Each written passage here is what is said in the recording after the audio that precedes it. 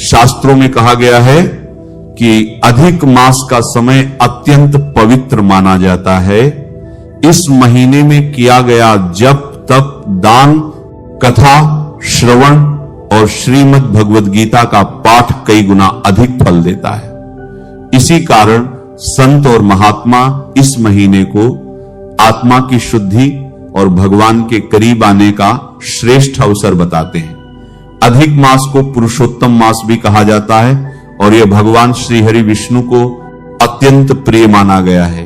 वैसे तो पुरुषोत्तम मास में पूरी भगवद गीता का अध्ययन करना अत्यंत शुभ माना गया है, लेकिन यदि किसी एक अध्याय को सबसे विशेष माना जाए तो वह है गीता का 15वां अध्याय पुरुषोत्तम योग। इस अध्याय का महत्व इसलिए और बढ़ जाता है क्योंकि इसका नाम स्वयं भगवान श्री पुरुषोत्तम के नाम पर रखा गया है। पुरुषोत्तम योग मनुष्य को संसार के मोह से ऊपर उठाकर आत्मा और परमात्मा के वास्तविक सत्य की ओर ले जाता है। जब मनुष्य श्रद्धा से भगवान का स्मरण करता है, गीता का अध्ययन करता है और उसके ज्ञान को अपने जीवन में उतारने का प्रयास करता है, तब धीरे धीरे उसके भीतर का ज्ञान मिटने लगता है। तब उसे समझ में आने लगता है कि सच्चा सुख बाहरी वस्तुओं में नहीं बल्कि भगवान से जुड़ने में है। यही पुरुषोत्तम योग की सबसे गहरी शिक्षा है। गीता का 15वां अध्याय आकार में छोटा जरूर है, लेकिन इसमें जीवन का अत्यंत गहरा रहस्य छिपा हुआ है। भगवान श्री कृष्ण इस अध्याय में बताते हैं कि यह संसार एक ऐसे वृक्ष के समान है जिसमें उलझकर मनुष्य अपने वास्तविक उद्देश्य को भूल जाता है। वे बताते हैं कि आत्मा शाश्वत है, परमात्मा ही अंतिम सत्य है और जब तक मनुष्य इच्छाओं, मोह और भौतिक आकर्षणों में फंसा रहता है तब तक वह जन्म और मृत्यु के बंधन से मुक्त नहीं हो सकता। इस अध्याय की शुरुआत में भगवान श्री कृष्ण अर्जुन को संसार की सच्चाई समझाने के लिए एक अद्भुत उदाहरण देते हैं। वे कहते हैं कि यह संसार एक अश्वत्थ वृक्ष अर्थात पीपल के वृक्ष के समान है, लेकिन यह कोई साधारण वृक्ष नहीं है। इसकी जड़ें ऊपर की ओर हैं और शाखाएं नीचे की ओर फैली हुई हैं। पहली बार सुनने पर यह बात बहुत आश्चर्यजनक लगती है, क्योंकि संसार में हर वृक्ष की जड़ें नीचे होती हैं और शाखाएं ऊपर, लेकिन भगवान श्री कृष्ण यहां एक गहरा आध्यात्मिक रहस्य समझा रहे हैं। वे बताते हैं कि इस संसार का मूल स्वयं परमात्मा है, वही इसकी जड़ है, इसलिए इसकी जड़ ऊपर कही गई है। नीचे फैली हुई शाखाएं इस भौतिक संसार का प्रतीक हैं जिनमें मनुष्य मोह, इच्छाओं और भोगों में उलझा रहता है। भगवान श्री कृष्ण कहते हैं, ऊर्ध्वमूलम ध शाखमश्वत्थम प्राहुरव्ययम छंदांसि यस्य पर्णानि यस्तम वेद स वेदवित्। अर्थात यह संसार रूपी अश्वत्थ वृक्ष ऊपर की ओर जड़ वाला और नीचे की ओर शाखाओं वाला है। वेद इसके पत्तों के समान है और जो इस वृक्ष के वास्तविक स्वरूप को जान लेता है वही सच्चा ज्ञानी है। यहां भगवान ये समझाना चाहते हैं कि मनुष्य केवल संसार की शाखाओं में उलझा हुआ है, लेकिन उसकी जड़ को नहीं जानता। वह जीवन भर धन, सुख, मान सम्मान और इच्छाओं के पीछे भागता रहता है। कुछ समय के लिए उसे लगता है कि अब उसे सुख मिल गया, लेकिन थोड़े समय बाद मन फिर से खाली हो जाता है और नई इच्छाएं जन्म लेने लगती हैं। यही इस संसार रूपी वृक्ष की प्रकृति है। इसकी शाखाएं निरंतर फैलती रहती हैं, इच्छाएं समाप्त नहीं होती बल्कि और बढ़ती जाती हैं। हे अर्जुन, यह संसार रूपी वृक्ष प्रकृति के 3 गुणों सतोगुण, रजोगुण और तमोगुण से सिंचा जाता है। यही तीनों गुण मनुष्य के विचारों, कर्मों और स्वभाव को प्रभावित करते हैं। कभी मन में शांति आती है, कभी लालसा बढ़ती है, तो कभी आलस तथा अज्ञान हावी हो जाता है। इन्हीं गुणों के कारण आत्मा बार बार जन्म और मृत्यु के चक्र में घूमती रहती है। जैसे कोई पक्षी वृक्ष की अलग अलग शाखाओं पर बैठता रहता है, वैसे ही जीवात्मा भी अपने कर्मों के अनुसार अलग अलग योनियों और परिस्थितियों में भटकती रहती है।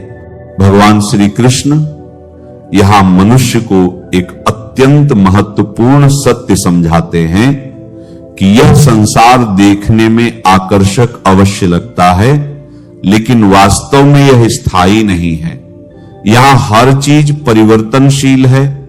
शरीर बदलता है, संबंध बदलते हैं, परिस्थितियां बदलती हैं और एक दिन यह शरीर भी समाप्त हो जाता है। फिर भी मनुष्य इन्हीं चीजों को अपना सब कुछ मानकर उनमें पूरी तरह उलझ जाता है। यही दुख का कारण बनता है, क्योंकि जिसे वह स्थायी मान रहा है वह वास्तव में नश्वर है। भगवान श्री कृष्ण आगे अर्जुन को समझाते हैं कि संसार रूपी वृक्ष से मुक्त होना इतना सरल नहीं है। इसकी जड़ें बहुत गहराई तक फैली हुई हैं। ये जड़ें मनुष्य की इच्छाओं, मोह, आसक्ति और कर्मों से और भी मजबूत हो जाती हैं। जितना अधिक मनुष्य संसार के भोगों और वासनाओं में उलझता है, उतना ही वह इस वृक्ष से बंधता चला जाता है। ताप मनुष्य सोचता है कि यदि उसे अधिक धन मिल जाए, अधिक सुख मिल जाए या अधिक सम्मान मिल जाए तो वह पूरी तरह संतुष्ट हो जाएगा। लेकिन संसार की यही सबसे बड़ी विशेषता है कि यहां इच्छाएं कभी समाप्त नहीं होती। एक इच्छा पूरी होती है तो दूसरी उससे भी बड़ी इच्छा सामने खड़ी हो जाती है। इसी कारण मनुष्य जीवन भर भागता रहता है, लेकिन भीतर से उसे शांति नहीं मिलती। भगवान श्री कृष्ण कहते हैं कि इस संसार रूपी वृक्ष को केवल वैराग्य रूपी शस्त्र से ही काटा जा सकता है। यहां वैराग्य का अर्थ संसार छोड़ देना नहीं है, बल्कि संसार में रहते हुए भी उसके मोह में न फंसना है। कई लोग सोचते हैं कि भगवान को पाने के लिए घर परिवार छोड़ना आवश्यक है, लेकिन गीता ऐसा नहीं कहती। भगवान श्री कृष्ण स्वयं अर्जुन को युद्ध भूमि में खड़े होकर ज्ञान दे रहे हैं। वे अर्जुन से संसार छोड़ने के लिए नहीं, बल्कि सही समझ के साथ अपना कर्तव्य निभाने के लिए कहते हैं। वैराग्य का वास्तविक अर्थ है अपने मन को भगवान से जोड़ना और संसार को अस्थायी समझना। जब मनुष्य यह समझ लेता है कि यह शरीर, धन, पद और सम्मान हमेशा रहने वाले नहीं है, तब धीरे धीरे उसका मोह कम होने लगता है। तब वो संसार में रहते हुए भी भीतर से स्वतंत्र होने लगता है। हे अर्जुन, जब तक मनुष्य सांसारिक वृक्ष के मूल कारण को नहीं समझता, तब तक वह जन्म और मृत्यु के चक्र से मुक्त नहीं हो सकता। आत्मा बार बार शरीर बदलती रहती है और अपने कर्मों के अनुसार अलग अलग परिस्थितियों में जन्म लेती रहती है। यही कारण है कि ज्ञान और भक्ति दोनों आवश्यक हैं। केवल संसार से भाग जाना मुक्ति नहीं है और केवल ज्ञान सुन लेना भी पर्याप्त नहीं है। जब मनुष्य उस ज्ञान को अपने जीवन में उतारता है, तभी वास्तविक परिवर्तन आरंभ होता है। भगवान चाहते हैं कि मनुष्य अपने जीवन का उद्देश्य समझे। यह मानव जन्म केवल खाने, कमाने और इच्छाएं पूरी करने के लिए नहीं मिला है। यह जन्म इसलिए मिला है ताकि आत्मा अपने वास्तविक स्वरूप को पहचान सके और परमात्मा तक पहुंचने का मार्ग खोज सके। जब मनुष्य धीरे धीरे भगवान की शरण में जाना आरंभ करता है, तब उसके भीतर शांति बढ़ने लगती है, उसकी बुद्धि स्थिर होने लगती है और वह संसार को सही दृष्टि से देखने लगता है। तब उसे समझ में आने लगता है कि इस संसार का वास्तविक आधार परमात्मा ही है और वही इस पूरे जीवन का अंतिम आश्रय है। भगवान श्री कृष्ण आगे आत्मा के वास्तविक स्वरूप को समझाते हैं। वे बताते हैं कि यह जीवात्मा वास्तव में परमात्मा का ही अंश है। आत्मा दिव्य है, शाश्वत है और कभी नष्ट नहीं होती। लेकिन जब वही आत्मा इस भौतिक संसार में आती है, तब माया के प्रभाव से शरीर और इंद्रियों के साथ जुड़कर अपने वास्तविक स्वरूप को भूल जाती है। भगवान श्री कृष्ण कहते हैं, ममैवांशो जीवलोके जीवभूतः सनातन मनः षष्ठानि इंद्रियाणि प्रकृति स्थानि कर्षति, अर्थात इस जीवलोक की सभी आत्माएं मेरा शाश्वत अंश हैं, लेकिन माया के बंधन के कारण वे मन सहित 6 इंद्रियों के साथ संघर्ष करती रहती है। ये बहुत गहरी बात है। इसका अर्थ यह है कि हमारे भीतर भी वही दिव्य चेतना विद्यमान है जो परमात्मा से जुड़ी हुई है, लेकिन अज्ञान और माया के कारण मनुष्य स्वयं को केवल शरीर मान बैठता है। इसी कारण वह हर छोटी बड़ी परिस्थिति से प्रभावित हो जाता है।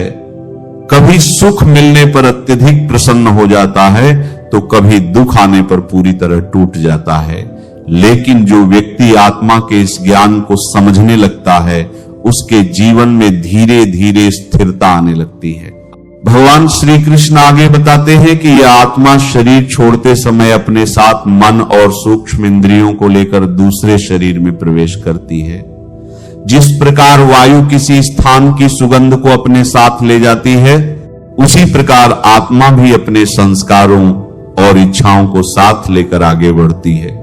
यही कारण है कि मनुष्य की प्रवृत्तियां, इच्छाएं और कर्म उसके अगले जीवन को भी प्रभावित करते हैं। सामान्य मनुष्य सत्य को समझ नहीं पाता, वो केवल शरीर को देखता है।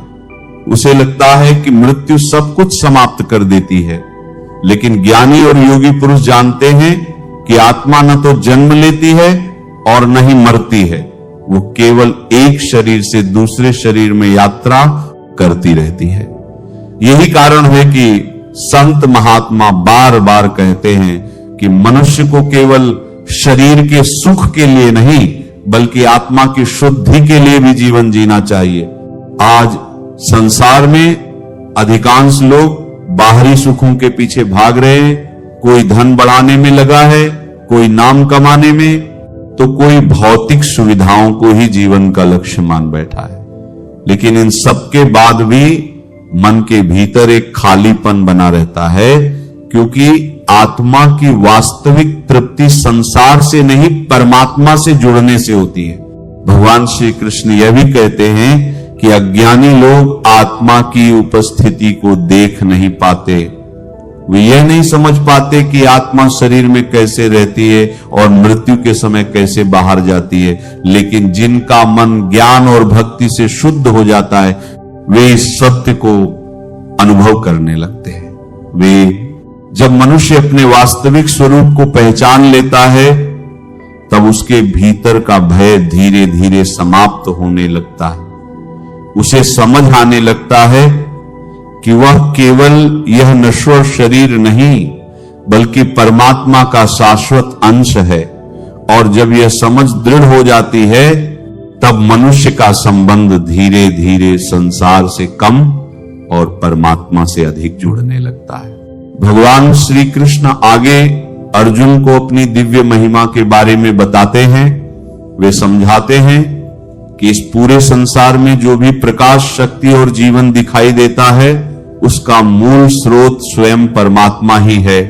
भगवान कहते हैं, यदादित्यगतम तेजो जगत भासयते नखिलम यच्चंद्रमसि यच्चाग्नौ तत्तेजो विद्धि मामकम। ये जान लो कि जो तेज सूर्य में स्थित है और पूरे ब्रह्मांड को प्रकाशित करता है, जो तेज चंद्रमा में है और जो तेज अग्नि में है, वह सब तेज मुझसे ही उत्पन्न होता है। इसका अर्थ यह है कि संसार में जो कुछ भी हमें जीवित और सक्रिय दिखाई देता है, उसके पीछे परमात्मा की ही शक्ति कार्य कर रही है। हम प्रतिदिन सूर्योदय देखते हैं, चंद्रमा की रोशनी देखते हैं और प्रकृति की सुंदरता को निहारते हैं। लेकिन अधिकांश लोग यह नहीं सोचते कि इन सब के पीछे भी ईश्वर की ही व्यवस्था कार्य कर रही है। भगवान श्री कृष्ण बताते हैं कि वे पृथ्वी में प्रवेश करके सभी जीवों का पालन पोषण करते हैं। वे ही वनस्पतियों को जीवन देते हैं, अन्न को उत्पन्न करते हैं और समस्त प्राणियों के जीवन का आधार बनते हैं। यहां भगवान मनुष्य को यह समझाना चाहते हैं कि संसार में कुछ भी अपने आप नहीं हो रहा, इस पूरे ब्रह्मांड के पीछे एक दिव्य शक्ति कार्य कर रही है और वही शक्ति परमात्मा है।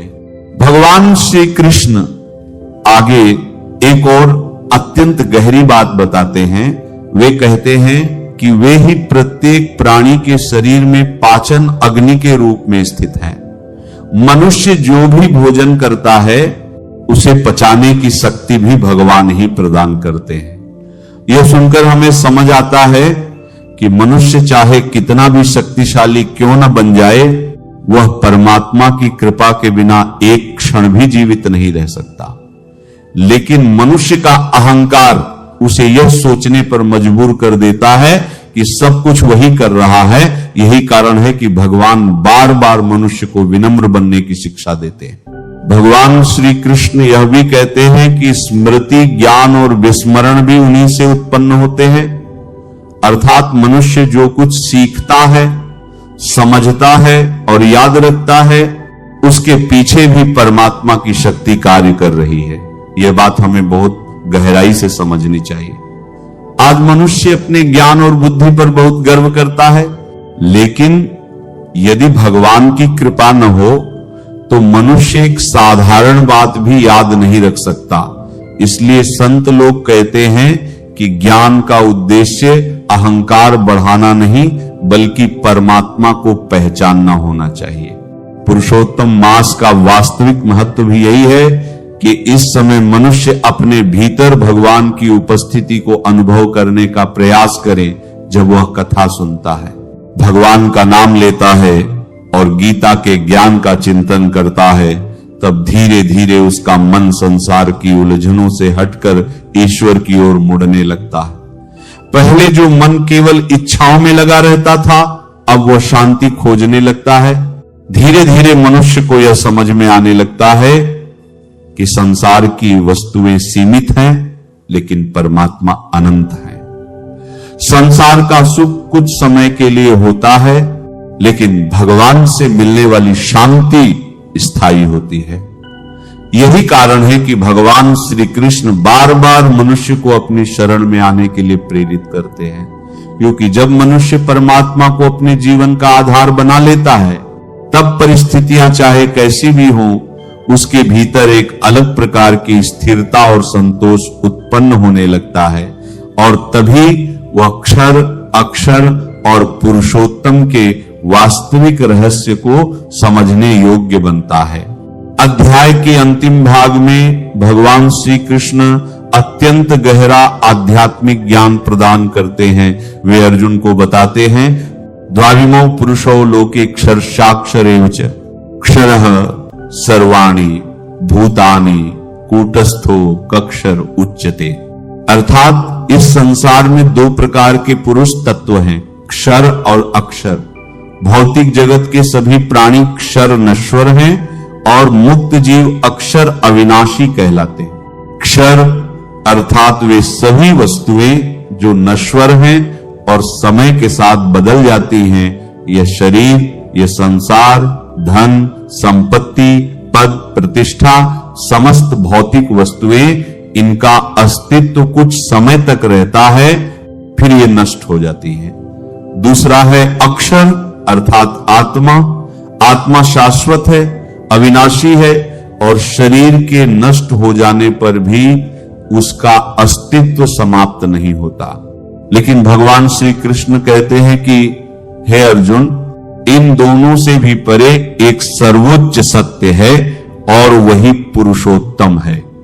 पुरुषोत्तम अर्थात वह परम पुरुष जो नश्वर संसार और अविनाशी आत्मा दोनों से भी श्रेष्ठ और सर्वोच्च है, वही संपूर्ण सृष्टि का पालन करता, नियामक और आधार है। इसी कारण भगवान श्री कृष्ण स्वयं को पुरुषोत्तम कहते हैं। यही इस अध्याय का सबसे महत्वपूर्ण रहस्य है। जब मनुष्य यह समझ लेता है कि परमात्मा ही अंतिम सत्य है, तब उसके जीवन की दिशा बदलने लगती है। पहले जो व्यक्ति संसार की छोटी छोटी बातों में उलझा रहता था, अब वह अपने जीवन के वास्तविक उद्देश्य को समझने लगता है। उसे अनुभव होने लगता है कि यह संसार स्थायी नहीं है, यहां जो कुछ भी दिखाई दे रहा है वह एक दिन समाप्त हो जाएगा, लेकिन परमात्मा शाश्वत है और आत्मा का वास्तविक संबंध उन्हीं से है। अध्याय के अंत में भगवान श्री कृष्ण अर्जुन से अत्यंत करुणा और प्रेम के साथ कहते हैं, यो मामेवं सम्मूढ़ो जानाति पुरुषोत्तमम् स सर्वविद् भजति मां सर्वभावेन भारत। अर्थात जो मनुष्य निसंदेह होकर मुझे पुरुषोत्तम के रूप में जान लेता है, वह सर्वज्ञ होकर सर्वभाव से मेरी भक्ति करता है। इति गुह्यतमं शास्त्रमिद मुक्तम मयानघ एतद् बुद्ध्वा बुद्धिमान स्यात् कृतकृत्यश्च भारत। अर्थात हे निष्पाप अर्जुन, मैंने तुम्हें यह अति गुह्य शास्त्र रहस्य बता दिया है। इसे समझकर मनुष्य बुद्धिमान हो जाता है और अपने प्रयासों में परिपूर्ण कृतकृत्य हो जाता है। ये ज्ञान साधारण नहीं है, बल्कि अत्यंत दिव्य और रहस्यमय है। जो मनुष्य इसे हृदय से समझ लेता है, उसका जीवन बदलने लगता है। वह केवल बाहरी संसार का ज्ञानी नहीं रहता, बल्कि अपने आत्मिक सत्य को पहचानने लगता है और जीवन के वास्तविक उद्देश्य तक पहुंच जाता है। यदि मनुष्य अपने जीवन को शांत मन से देखे तो उसे समझ आएगा कि उसके अधिकांश दुखों की जड़ उसकी अनगिनत इच्छाएं हैं। वह जीवन भर यह सोचता रहता है कि यदि उसे थोड़ा और धन मिल जाए, थोड़ा और सम्मान मिल जाए, या उसकी हर चाह पूरी हो जाए, तब उसे सच्चा सुख मिल जाएगा। परंतु एक इच्छा पूरी होते ही दूसरी इच्छा जन्म ले लेती है और मन फिर उसी अधूरेपन के साथ भटकने लगता है। यही इच्छाओं का वह अंतहीन चक्र है, जिसमें फंसकर मनुष्य कभी स्थायी शांति का अनुभव नहीं कर पाता। इसलिए भगवान श्री कृष्ण बार बार समझाते हैं कि संसार की वस्तुएं केवल कुछ समय का आकर्षण दे सकती हैं, लेकिन आत्मा को कभी पूर्ण संतोष नहीं दे सकती। जब तक मनुष्य मोह, अहंकार और इच्छाओं के बंधन में बंधा रहता है, तब तक उसका मन भीतर से अशांत ही रहता है। लेकिन जब वही मनुष्य धीरे धीरे भगवान की ओर कदम बढ़ाता है, अपने मन को भक्ति, नाम, स्मरण और आत्मज्ञान से जोड़ता है, तब उसके भीतर एक दिव्य परिवर्तन आरंभ होने लगता है। उसे अनुभव होने लगता है कि जीवन केवल धन, प्रतिष्ठा और सांसारिक उपलब्धियों तक सीमित नहीं है। जीवन का सच्चा उद्देश्य तो परमात्मा को जानना है, उनके प्रेम को अनुभव करना है और अपनी आत्मा को पवित्र बनाना है। सच्चा ज्ञान तब होता है जब मनुष्य अपने जीवन में भगवान के उपदेशों को उतारना प्रारंभ करता है, जब वह भीतर के अहंकार को कम करता है, इच्छाओं पर नियंत्रण करना सीखता है और भगवान पर विश्वास करना प्रारंभ करता है। अधिक धीरे धीरे उसका मन पुरुषोत्तम मास महात्म्य का पुरुषोत्तम मास इसी आत्मचिंतन और भक्ति का समय माना जाता है। इस महीने में यदि मनुष्य श्रद्धा से भगवत गीता का श्रवण करे, भगवान का स्मरण करे और अपने जीवन को सुधारने का प्रयास करे, तो उसके का विस्तार से वर्णन किया गया है आध्यात्मिक जागृति में। धर्मात्मा राजा चित्रधर्म के पुरुषोत्तम मास के इस पवित्र समय में यदि मनुष्य पावन कथा कही गई, सच्चे मन से शास्त्रों में श्रीमद् भगवत गीता का श्रवण करे, भगवान के नाम का स्मरण करे और उनके बताए मार्ग पर चलने का प्रयास करे, तो उसके जीवन में एक सुंदर परिवर्तन आने लगता है। कथा उसका चंचल मन शांत होने लगता है, हृदय में भक्ति जागने लगती है और जीवन को देखने का उसका नजरिया बदलने लगता है। श्रद्धा जहां पहले उसे हर ओर दुख, चिंता और अशांति दिखाई देती थी, वहीं अब उसे भगवान की कृपा और जीवन का वास्तविक अर्थ समझ आने लगता है। अशांति धीरे धीरे मन का भय, मोह और बेचैनी कम होने लगती है, भगवान और आत्मा सच्ची शांति की ओर बढ़ने लगती है। जीवन में नमः शिवाय। श्री महालक्ष्मी हमें ये समझा, नमो भगवते वासुदेव, धन, जय सुख मां सरस्वती। लेकिन भगवान का नाम और भक्ति ही राधे राधे अंत समय तक जाती है। यह कथा वैराग्य की है।